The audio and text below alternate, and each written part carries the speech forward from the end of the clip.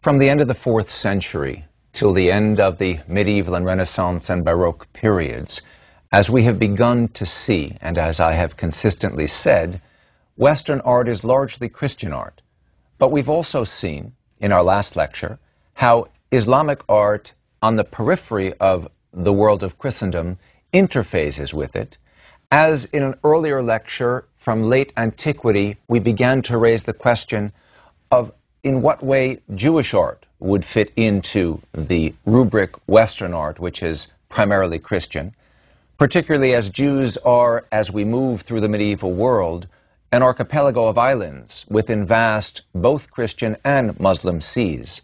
How, we might ask, would in the medieval period, when Christianity and Islam have become dominant, Christianity with its sense of God assuming human form, and therefore its open array of possibilities for representing the Saker in human and certainly in figurative representational form,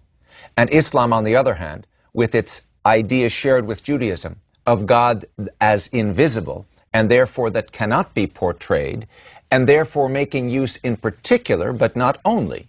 of abstract and not representational kinds of visual images. We have seen earlier how Jewish art in late antiquity is really fairly comfortable with figurative representation, and even God might be represented, as we saw, by showing hands coming out of a sunburst so as to take that phrase, the hand of God, and literally visualize it in the mosaic form or in the wall-painted form. But how does this all play out when we move into the medieval period? How will Jewish art respond to its own internal prerogatives and to the world around it? If we start with the Alhambra in Granada, we recognize those familiar aspects of Islamic decor. We recognize a monumental series of forms broken up into minute details, how the minute details offer a kind of infinitizing quality, how we have a dialogue between floral and vegetal form on the one hand and geometric on the other, between curvilinear and rectilinear elements, how the whole thing interfaces with calligraphy that in this case we see climbing up the frames to the right and left of these arches, where in Arabic the words "no God but God" are repeated again and again. If we look to Toledo, where there are 2 synagogues that have survived in Spain, and turn for an example to the so-called Abulafia synagogue, named for the individual who apparently financed it in the 14th century. Toledo, which had been in Islamic hands as Cordoba was, until about 1085. Toledo, which retained a large Jewish community until 1492, when Ferdinand and Isabel drove the remaining Jews out of the Iberian Peninsula in the summer of that year. If we look at a detail from the Abulafia synagogue in Toledo, we recognize familiar elements from the Islamic decor in the world around when this synagogue was built. So again, vegetal and floral elements in interface with geometric elements, curvilinear with rectilinear, arches which are polylobed that may recall to your memory's eye from our last lecture the polylobed arches within the mihrab at Cordoba in its great mosque, and of course calligraphy here across the upper reaches of the wall, and of course not in Arabic but in Hebrew. Not a passage that could be considered Quranic, but a passage from the Bible, from the Psalms, that runs across the roof line there, and then the roof itself, of course, colored and covered with geometric and vegetal elements that again reflect and emulate Islamic style.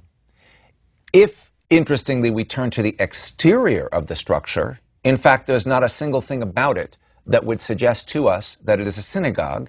The bell tower comes later, after 1492, when this was transformed into a church, and we are reminded of the fact that, as a rule of thumb, in both the Muslim and the Christian worlds, the Jews were not permitted to build large synagogues, were not permitted to build synagogues that advertised themselves with glory on the exterior, as churches and mosques might, and so all of that devotion to decorative detail would have to come on the interior, as we've seen in the previous image. And if we turn to the second surviving synagogue in Spain out of the hundreds that were once there, the second surviving synagogue, which also happens to be in Toledo, the Ibn Shushan synagogue, which is actually a bit earlier than the Abu Lafia synagogue, from perhaps the 13th century, we once again recognize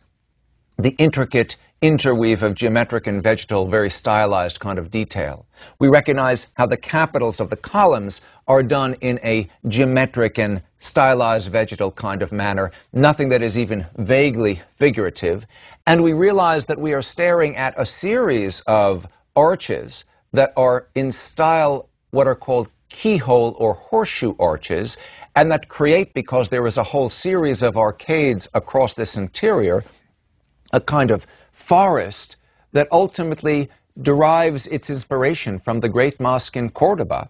that was done between the late 8th and late 10th centuries, the mihrab of which we saw in our previous lecture, the polylobed elements within the mihrab to which I alluded a few moments back, but the main structure of which offers a fantastic forest of some 355 columns, the number of days in the Muslim year, arches rising on arches with striated alternations between dark and light stones, so different in detail from what we find in the much more modest synagogue over in Toledo that we just saw, the Ibn Shushan synagogue, but offering an inspiration for that synagogue. Now, if in looking from these two synagogues in Toledo that so obviously reflect the artistic influence of the Muslim world around them, we turn to the Christian world, where Jews proliferate across those seas, and look to Germany and to the city of Worms, we come to the synagogue which is arguably the oldest of the medieval synagogues throughout Europe. Although begun in the late 11th century, it continued to be adjusted and altered and transformed through the 18th century and was ultimately destroyed by the Nazis in 1938, so that what we have is a restructuring of it done at the end of the 1950s, early 1960s. And again, we turn to the interior and we recognize, first of all, perhaps, how interested the Jewish community was in not emulating Christian ecclesiastical structure. Rather than having the roof held up by parallel colonnades that would give us a basilical form, which by then is associated, at least in the Jewish medieval mind, with Christian ecclesiastical architecture, the roof is held up by a pair of columns, and so the space is, in a sense, bifurcated into two sides. And in the center, between those columns, we have a natural location for an island that rises above the sanctuary, called the Bima, the raised place, the platform from which the Torah scrolls will be read. And in this case, we recognize that the entire thing has been encapsulated in a kind of fence, so it looks like a cage, which is a literalization of the phrase derived from the Torah, from the book of Deuteronomy, from a passage in which Moses is speaking in his valedictory sermon to the Israelites about the importance of guarding all the precepts in the Torah. So the metaphor he uses is to build a fence around the Torah. And here we have that metaphor literalized in a manner reminiscent of how the metaphor of the hand of God had been literalized in ancient synagogue representations of God in action. We recognize as well that the seating arrangement goes around one side, the other side, and the back of the sanctuary around this bima, creating the kind of rectilinear horseshoe arrangement we recall from the ancient synagogue, and none of the seats facing with their back towards the structure which would be at the front of the synagogue, the Aron, the Holy Ark, the lineal descendant of the Torah niche, the sibling of the apse and the mihrab as we have encountered them earlier. We're looking here at a different representation of the same synagogue as it would have been seen in the 18th century, when it appears that the caged fenced area had been removed, and so the bima is the space between the columns, but we can't really discern it past the benches. And in the distance beyond, against the wall, is the Aron, the Holy Ark. Now you understand that in the rabbinic literature, synagogues are said, or rather the commandment is given, the instruction is given, the prescription is given, that synagogues be elevated above the community. And the ancient synagogues we saw were able to do that. They were raised on platforms like the Roman temples were. But in the medieval Christian and Muslim world, that became impossible because synagogues were supposed to remain hidden within the community. And so instead, internally, they would be raised, but not with one focus, but with two. The Aron, the Holy Ark, is raised above the level of the sanctuary, and the Bima, the platform from which the Torah scrolls are read. The Aron, where they're kept, the Bima, where they're read, are both raised, as it were, above the sanctuary community. And in the case of the German, and then more broadly, northern, central, western, and eastern Jewish world, known in Hebrew as Ashkenazi, the Ashkenazi world, so we have this kind of a configuration, with the Aron at the far wall and the Bima in the center. But Jews who came from Spain and Portugal, exiled, expelled from Spain in 1492 and Portugal in 1496-7, were called rather Sephardic Jews. And the Sephardic style of configuring the interior of the synagogue differed in the following way. The Aron, still placed at the far wall, except that the term for the Sephardim is not Aron, but Heichal, a word which had been used in earlier Hebrew to refer to the temple itself. So it overtly suggests that the place where the Torah scrolls are kept occupies conceptually the place that the temple once had for a community of Judeans when the temple still stood. And the Bima, which is referred to not as Bima but as Teva in the Sephardic vocabulary, rather than being placed in the middle of the room, in the middle of the space, as in the Ashkenazi world, in the Sephardic world is taken to the far end of the space. So we are looking here at the far end of one synagogue as we were looking at the opposite end of the Worms synagogue. The first is the Canton synagogue. But there were half a dozen different synagogues throughout Venice that were coming into shape in the 16th century, in the late 15th through 16th centuries, in part because of the arrival of a large community of Jews from Spain and Portugal. So there was a Sephardic synagogue. There was a Levantine synagogue for Jews from the Near East. This was the Canton synagogue. And the interesting thing is that the second image from Venice that I've shown you is that of the Ashkenazi, the German synagogue. Or, let me explain. In coming from Germany and settling in Venice, the Ashkenazi, the German Jews, were affected by the architectural tastes and proclivities of the Jews around them. Just as we have seen in general terms Jews and Jewish architecture to be affected, or affected in the sense of going against the directions of the Muslim and Christian architectural world around them. So the Ashkenazi synagogue in Venice looks like a Sephardic synagogue. It has its Bima, its Teva at the far end of the sanctuary rather than in the center of the room, which would be typical for the Ashkenazi style. And we see that here, as in the Canton synagogue, the desks, the pews, are all placed along the lateral walls so that everyone turns 45 degrees one way towards the Aron or 45 degrees the other way towards the Bima, that is to say, towards the Heichal or towards the Teva, in accordance with the needs of the service at a given time. You may also note, in looking above, that there is a kind of balcony arrangement there, and the balcony arrangement is for the women seated above, the men seated below. But the whole style is very theatrical, and here's an interesting paradox.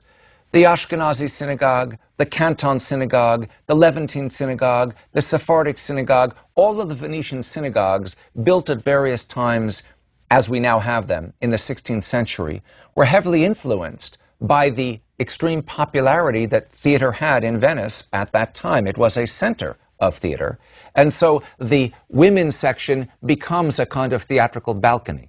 So on the one hand, there's very strong connection to the outside world, but not to its ecclesiastical aspects. And on the other hand, the irony and the paradox is that by the year 1516, all of the Jews in Venice were required to live in a circumscribed area. The area was the area near what had once been the iron foundry. And the word for foundry in Venetian dialect is ghetto. So the word ghetto came into being in 1516 in Venice to refer to the area to which the Jews were confined between sundown and sunrise, and where they were confined as far as living accommodations were concerned. So we have this range of synagogues concentrated in one area, isolated from Venice, isolated from the world, and yet architecturally and decoratively very heavily influenced by the Venetian world around them. Now, if we turn from general principles of synagogue internal configuration and the reminder that there's no configuration to consider on the exterior for any of them, if we turn from these to specific kinds of details, we also find interesting little twists and turns in the matter of emulation and association and adaptation. So if we turn to the north again, to Central Europe once more, and in this case to Prague, to the synagogue known as the Old New, the Alt Neu synagogue, built perhaps as early as the 12th, more likely, I think, in the early 13th century, because it's a very early Gothic kind of structure. So I can't imagine it was built in a Gothic kind of structure before Gothic architecture was yet in development. This Old New synagogue, this Alt Neu Shul, so called because of the tradition that its stones, newly built as it was in the 13th century, came old from the old temple in Jerusalem, carried all the way to Prague, to Central Europe from Jerusalem. That structure we see on the interior as offering the same general principles we saw a moment back in Worms. So we have the pair of columns sustaining the roof. We have the bima in the center, between them, a kind of fenced bima. And in the distance on the far wall, you can recognize the aron. All of that is as we might expect. But as we look up to the vaulting in its Gothic style, we find an interesting thing. There is a fifth rib that the architect has installed, and the reason for that is to avoid the possibility of having a cruciform within the synagogue. If we look to the Church of Amiens in France, we see this sweeping array not only of stained glass window and arches, but looking at the vaulting, we have the typical Gothic crisscross vaulting that takes us from bay to bay to bay. Now, as much as Christian art, like Muslim and Jewish art, is absolutely overrun with symbolic significance, I suspect that the use of the cross vaulting in Gothic style was not thought of as particularly important as a cruciform, although it takes that form. But from a Jewish perspective, in a medieval world where Judaism was always at risk, it seems that in Prague, at least, there was intense concern that that cruciform not be emulated. And so the false fifth rib is added so as to prevent the sense of cruciform. If we look towards the small, almost Romanesque rather than Gothic style windows, we recognize that in Prague there was one of the earliest efforts to use the six-pointed star as a specifically Jewish symbol. I remind you that that image, the six-pointed star, is an image that predates Judaism, Christianity, Islam. It goes back thousands of years in the pagan tradition and represents the meeting of opposites, of sacer and profanos, of heaven and earth, of male and female, the male phallus, as it were, pressing up, the female pubis, as it were, pressing down, the interweave between these two equal and opposite geometric symbolic elements, and that in turn the six-pointed star has a long medieval history of being referred to in conjunction with five-pointed stars, for example, as stars of Solomon, stars of David, shields of Solomon, shields of David, and the like, in use in a range of contexts from alchemy to Christian and Jewish and Muslim symbolic language. But it isn't until we get to the end of the 16th, the beginning of the 17th century, really, in Bohemia, in Prague and its environs, that the six-pointed star starts consistently to be used as a Jewish symbol and referred to as the Star or Shield of David. In fact, when we think back once more to the question of specific Jewish symbols, we're reminded of an image that we saw many lectures ago that shows the seven-branched candelabrum as the preeminent Jewish symbol from antiquity forward all the way through the medieval period to modernity. This is an ark curtain, an aron curtain, a parochet, that hung before a holy ark and aron in a synagogue in South Germany, in Bavaria, and was done by Jakob Ganz because he signed it, and dates from about 1772. And here we see not only the seven-branched candelabrum, the menorah, that not only alludes to the menorah in the temple as it once stood, but also, you may recall, in its sevenness, connotes the redemptive idea of the relationship with God as defined by seven, for the commandment to keep the seventh day holy as the most practical week-by-week kind of commandment, came from Sinai together with the other nine and carried the Israelites from slavery to freedom, from Egypt to the promised land. And so the sevenness is associated with that redemptive promise and obligation, even as even its sevenness, connected back to the Genesis cycle of creation, ultimately has an earlier pre-Jewish, pre-Christian, pre-Muslim history in pagan understanding of seven as a number of perfection and completion, as we have seen. But we see other symbols on this parochet. We recognize above the menorah a crown, for example, and the Hebrew phrase Keter Torah, crown of the Torah, reminds us that the Torah is being symbolized in this case by the crown, which also at the same time, of course, stands for the King David, his crown, the anointed, the Mashiach, the Christos, to give it in Hebrew and in Greek. David as the aboriginal anointed one whose lineal descendant will be the messianic figure of the future. Flanked, the crown is left and right by a pair of winged lions that are lions of Judah, the tribe from which David comes, lions with wings that remind us of the kind of border creatures that we understand have a long, long history that connect our reality to that other reality. We find the menorah flanked by a pair of columns which we have seen a number of times represent the temple by synecdoche, the pair of columns referred to in the book of Kings by name as having stood before the house that Solomon created for God, and that had a further iteration in the Second Temple and in its Herodian additions. These columns encircled by vines, whereas in Christianity the vines would be a symbol of Christ as the vintner, for example. Here the vines are an allusion to a passage in the book of Hosea where Israel is referred to as a luxurious vine. Moreover, we notice that the columns are twisted, as it were, which is a borrowing from a Christian tradition of the original columns of the temple having been twisted, a tradition which we will discuss further on in another lecture. The point is that there is a good deal of borrowing from here, emulation from there, and transformation. And by the way, the double-headed figure at the bottom of the parochet alludes to the state, the Bavarian state, and its sponsorship in an emancipated way of the Jewish community. If we think of borrowings and influences and emulations, no parochet is more fascinating than one done in the 17th century in Cairo under Ottoman patronage, where once again we see the pair of columns, in this case doubled, alluding to the temple, where we recognize the seven frames around the periphery that should recall to your mind the frames in prayer carpets from the Ottoman world, as in this carpet from Gordish of the 18th century that we saw in our previous lecture. And we also find then the mihrab opening, as it were, and above it an inscription across the top in Hebrew. But the interesting thing is the inscription is done very sloppily. It says, "This is the gate of the Lords, the righteous shall enter here," but it's done in a manner that suggests the Jewish patron rather too quickly wrote out the inscription for probably a Muslim weaver, who then, weaving in the inscription, followed precisely the sloppily written inscription above his Jewish patron and didn't do it as it should have been done.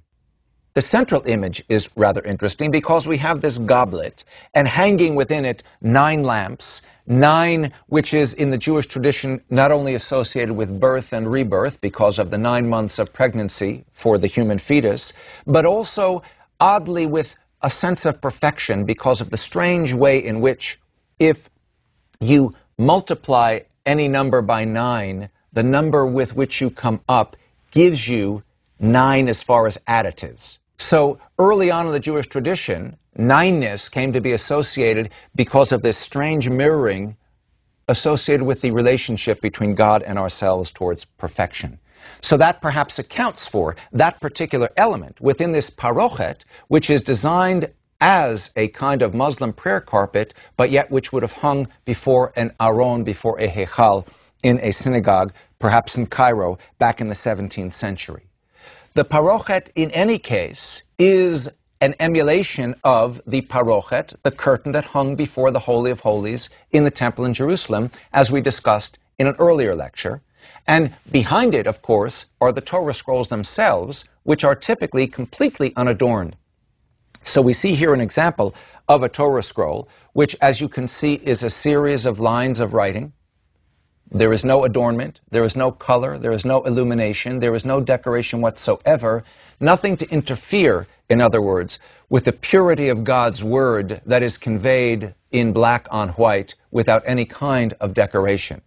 But on the other hand, one wants to decorate because one wants to honor God and glorify God by way of decoration. And so the Torah, which is a double scroll, is rolled up together, and then placed over the scrolls together is often a crown, such as we see here from Austria from about 1780, where the Keter Torah, the crown of the Torah, resting on the Torah, is in turn crowned by a decalogue, a rendering in abbreviated form of the Ten Commandments, which represents the Torah itself by synecdoche, and again a pair of lions, such as we saw a moment ago on that parochet from Bavaria, from South Germany. Here a pair of lions that once again represent the house of David. So there is messianic, redemptive, salvational ideation behind this configuration that rests on what is, after all, the closest thing that Judaism has to either a Davidic king or a high priest in the temple kind of figure. The Torah is kept in the Holy Ark. It's taken out of the Ark to be read by anyone in the community who is an adult, by the way, any male in traditional Judaism. From the 1920s, it became increasingly often that one would find any adult female also could read in some Jewish communities, and it is marched among the congregation both before and after it is read. So it moves about in a manner reminiscent of how, in theory, the high priest once moved around the precincts of the temple. So with that in mind, we have not only the crown, but sometimes we have the two finials, each crowned with its own separate crown. And so we see in each of these a crown on the crown. We also recognize that we have a kind of squared tower, town tower architectural kind of element here, and that we have bells because the bells ring as the Torah moves around through the congregation to let everyone know it's there, in a manner reminiscent of how on the gown of the high priest there were bells to let everyone know when he was moving around, so that he wouldn't be improperly touched because he's sacrosanct, so that people could give way. And so with that in mind, the Torah will not be improperly touched, but everyone yet moves to it and everyone can read from it. Across the Torah is typically what's called a tas, a shield that, like the shield on the chest of the high priest, which was covered with semi-precious stones, 12 of them, corresponding to the 12 tribes of Israel, here we have simply a tas, a shield that connects the Torah conceptually to the high priest. And we see it decorated in this case, this beautiful 1870 Austrian tas, decorated with a pair of columns that once again suggest the temple, the Decalogue that suggests the Torah itself, the crown above the Decalogue that reminds us of the Davidic house, and the whole thing in this spectacular Baroque, frothy style of vegetal decor that recalls the way in which Jewish artifacts reflect the Christian world around them.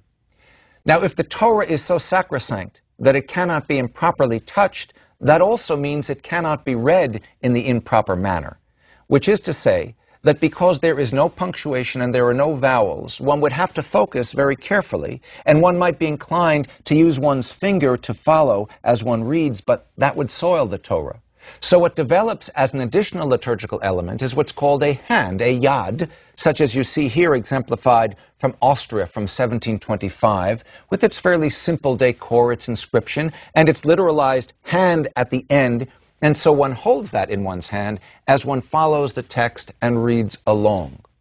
So ultimately, we have a Torah text which is offered, as you can see here, in black on white with no decor whatsoever, but an array and range of different liturgical objects that all fill out what is called Hidur Mitzvah, the commandment of beautification, derived in part from that passage when the Israelites have come through the Red Sea and the so-called Song of the Sea, in which they are led by the sister of Moses, Miriam. She chants, "This is my Lord, and I will glorify, or I will beautify him." The fulfillment of that is in all of the elements around the Torah.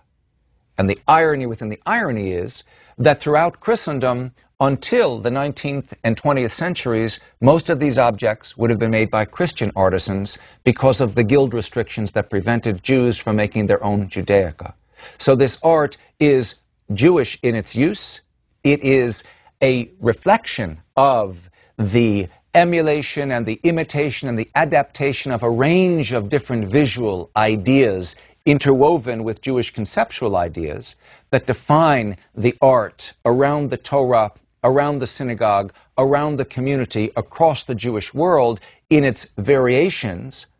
most of which are accomplished, at least across Christendom, by Christian artists. And so the Jewish medieval and Renaissance artistic world is one that is visually rich, but at the same time circumscribed, imitative and emulative in a manner reminiscent of how the Romans imitated and emulated the Greeks and the Etruscans, with less innovation than is possible for the Romans, and a circumscription that will remain intact until we move into the modern era, an era that we will get to eventually.